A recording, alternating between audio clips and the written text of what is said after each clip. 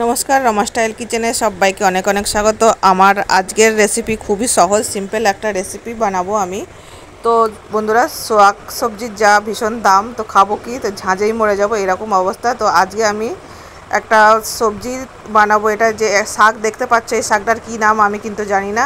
এটা আমার কর্তামশাই পার্কে সকালবেলায় বক করতে গিয়ে এটা তুলে নিয়ে এসছে। তো আমি আজকে এই শাকটারই রেসিপি বানাবো। দেখো, শাকটাকে এখানে ধুয়ে কেটে পরিষ্কার করে নিয়েছি। তো এর রেসিপিটা আজকে আমি বানাবো।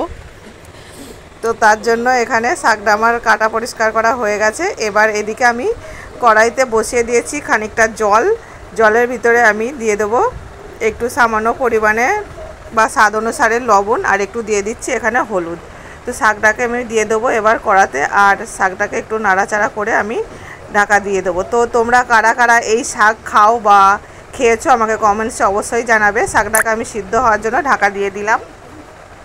দেখো, শাকটাকে এবার একটু আমি নাড়াচাড়া করে একটু উল্টিয়ে দেবো, কারণ এই শাকটা একটু সিদ্ধ হতে একটু টাইম লাগে। তো খেতে কিন্তু বেশ ভালো লাগে। শাকের নাম কিন্তু আমার জানা নেই, তো তোমাদের যদি জানা থাকে অবশ্যই আমাকে কমেন্টসে জানাবে।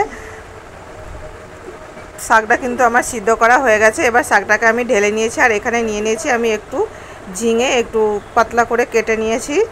তো এবারে আমি কড়ার মধ্যে দিয়ে দেবো খানিকটা পরিমাণে সর্ষের তেল। তেলটা গরম হয়ে গেছে, আর তেলের মধ্যে এবার আমি দিয়ে দেব একটু কালো জিরে ফোড়ন, আর দিয়ে দেব কাঁচা লঙ্কা চেরা, দিয়ে দিচ্ছি পেঁয়াজ রসুন। রসুনটাকে আমি থেঁতো করে নিয়েছিলাম, আর পেঁয়াজটা লম্বা করে কুচি করে নিয়েছি।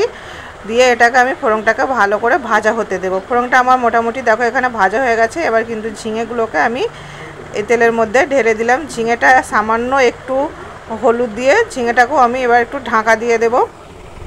এই রেসিপিটা কিন্তু এইভাবে করলে খেতে বেশ ভালো লাগে। তো দেখো, ঝিঙেটা বেশ নরম হয়ে গেছে, এটা ভাজা ভাজাও হয়ে গেছে। এবারে আমি এর মধ্যে দিয়ে দিচ্ছি একটু সামান্য পরিমাণে লবণ, আর এখানে দিলাম একটু 1 চামচ পরিমাণে পোস্ত। পোস্তটা কিন্তু বাটা নয়, এটা গোটা পোস্ত আমি ঝিঙের ওপরে দিয়ে দিলাম। ভালো করে এটা নাড়াচাড়া করে নিলাম, আর সিদ্ধ করে রাখা শাকটা আমি জল ঝরিয়ে নিয়েছি। শাকটাকেও এবার আমি এর ভিতরে দিয়ে দিলাম। দিয়ে ভালো করে নাড়াচাড়া করে আমি নেব ঝিঙে আর শাকের যেটা মিশ্রণ, ঝিঙে পোস্ত কালো জিরে যে সমস্ত কিছু দিয়েছি একসঙ্গে আমি এটাকে মিক্স করে নেব। তো এটা বেশ ভালো করে আমার কিন্তু ভাজা হয়ে গেছে। কেউ চাইলে একটু সামান্য পরিমাণে একটু মিষ্টি দিতে পারো। তো শাকটা কিন্তু আমার রেডি হয়ে গেছে। এবার আমি প্লেটের মধ্যে শাকটাকে নামিয়ে নেব। তো আমার এই রেসিপি তোমাদের কেমন লাগছে না লাগছে আমাকে কমেন্টসে অবশ্যই জানাবে। দেখা হবে অন্য কোনো দিন অন্য কোনো রেসিপির সঙ্গে। আজকের মতো টাটা, ভালো থাকবে, সুস্থ থাকবে।